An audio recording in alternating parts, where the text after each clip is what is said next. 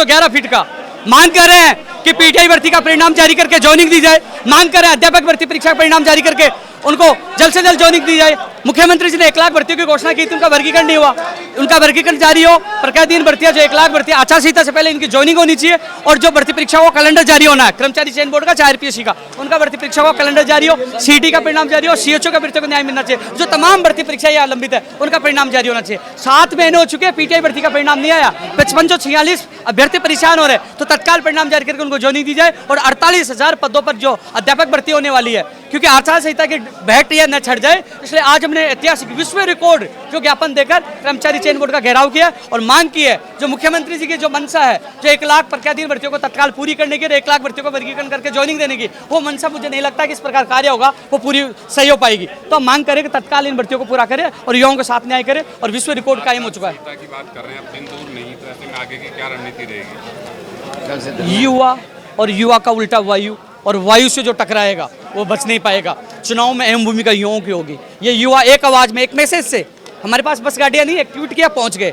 और जब हम विधानसभा क्षेत्र में जब टक्कर देने उतरेंगे तो हालात गंभीर हो जाएंगे, क्योंकि जीत की चाबी युवाओं के पास होगी, हमारे पास होगी, और जीत उसी की होगी जो युवाओं के हित में फैसला लेगा, युवाओं को समय पे रोजगार देगा, पेपर लीक मुक्त राजस्थान बनाएगा, पारदर्शिता के साथ भर्तियां करेगा। तो आज हम लोगों ने मोर्चा खोला है, घेराव किया है और मांग की है तत्काल परिणाम जारी करके नियुक्ति दी जाए।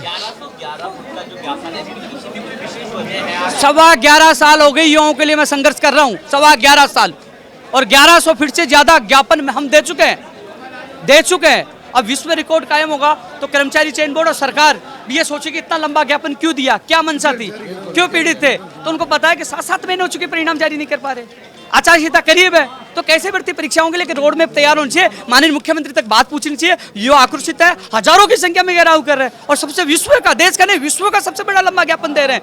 तो तत्काल इनको सबको न्याय मिलना चाहिए, परिणाम जारी होना चाहिए, कोई सा भी परिणाम हो तत्काल सब परिणाम जारी होना चाहिए और तत्काल ज्वाइनिंग मिल चाहिए और भर्तियों का वर्गीकरण और कैलेंडर जारी होना चाहिए। लंबे समय से एक मांग हो रही है पदों की संख्या 60,000 करने की।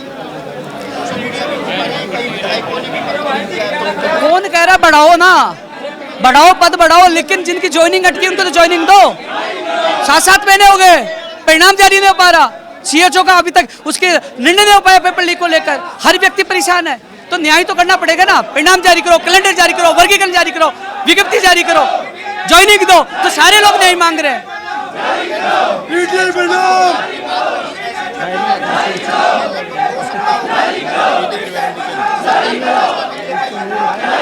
स्थिति यह है, पीटीआई भर्ती के लिए हम 3 बार पहले आ चुके हैं, 7 महीने हो चुके हैं, फाइनल परिणाम जारी नहीं हो पा रहा। हम लोग जानने वाले नहीं है, सड़कों पर आर पार की लड़ाई का ऐलान कर दिया। सीएचओ के सबूत हमने सौंप दिए थे, सुनीता सेन आई थी, अध्यक्ष महोदय जी को, एसओ जी को, सबको सौंप दिए थे, सुबह पेपर आ गया था। अब निर्णय इनको लेना है, अभ्यर्थियों के साथ न्याय होना चाहिए। सबूत मैं खुद सौंप के गया था, आपके सामने सौंप के गया था, तो न्याय युवाओं को मिलना चाहिए, सीएचओ के अभ्यर्थियों को मिलना चाहिए।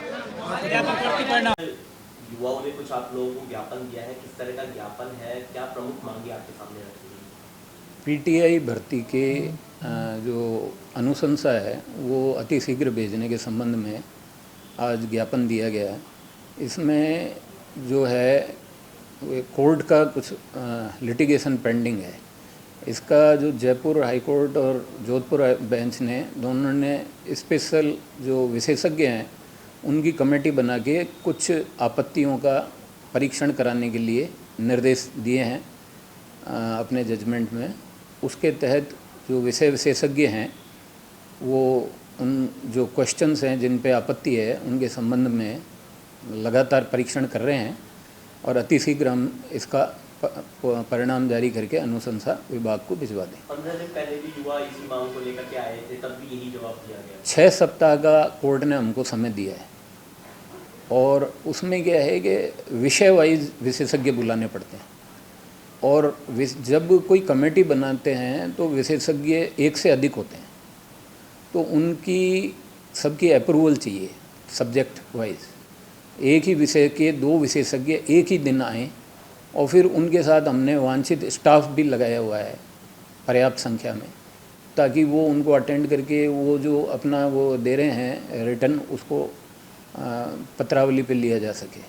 और ये परीक्षण के उपरांत कोर्ट के डायरेक्शन के बाद अगर परिणाम जिस प्रकार से भी रिसफल होगा या नहीं होगा, उसके पश्चात फिर हम उसको जारी कर पाएंगे। और ये प्रक्रिया एक ऐसी है कि विशेषज्ञ जो है अलग अलग यूनिवर्सिटी के लेते हैं, ये नहीं होता एक ही जगह से सारे ले लें, कोई जोधपुर से आ रहे हैं, कोई उदयपुर से आ रहे हैं, कोई राजस्थान यूनिवर्सिटी से हैं।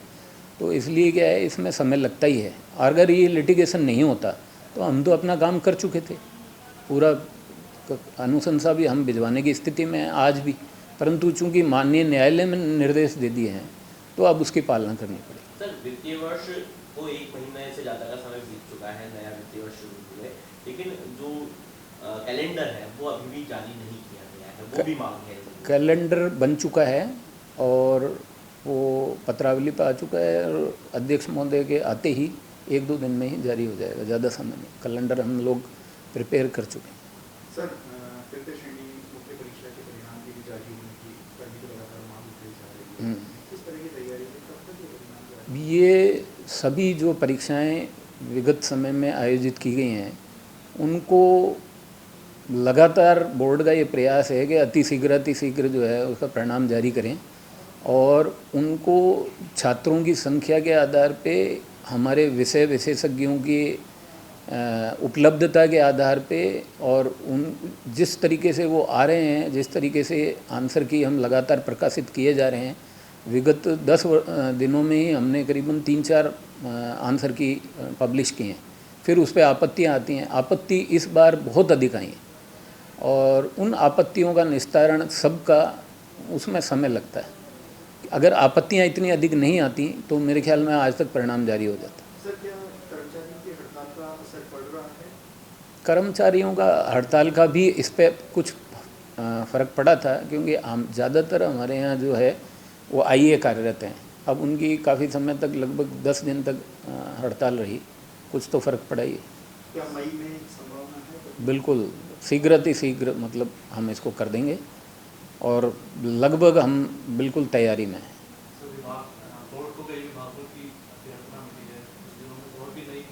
और भी नई भर्ती होंगे, जैसे आप लगातार सभी समाचार पत्रों के माध्यम से और सब जगह से ये आ रहा है और बिल्कुल कैलेंडर हमारा तैयार हो चुका है, उसको हम जल्दी ही पब्लिश करेंगे और नई भर्तियां भी तुरंत कराएंगे।